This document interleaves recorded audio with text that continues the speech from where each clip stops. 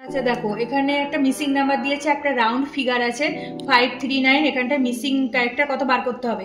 তো দেখো কিভাবে করব। এখানে আছে 3, আমি যদি 3-এর সাথে একটা 3 গুণ করি তাহলে 3 × 3 করে 9 হয়ে যাচ্ছে এই সাইডটা। তাহলে 5-এর সাথে যদি 3 গুণ করি তাহলে এখানে কত চলে আসবে, 5 × সেম ভাবে 3 গুণ করলাম, যেভাবে 3-এর সাথে 3 গুণ করলাম, কত হলো 15।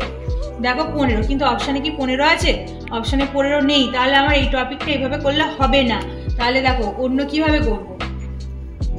দেখো কি করছি, এখানে আছে 3, আমি যদি 3 কিউ করে দিই তাহলে কত আসছে, 3 কিউ মানে 27। এবার 27 মানে 2 যোগ 7, এই দুটোকে যদি যোগ করি তাহলে কত আসছে, 9 আসছে।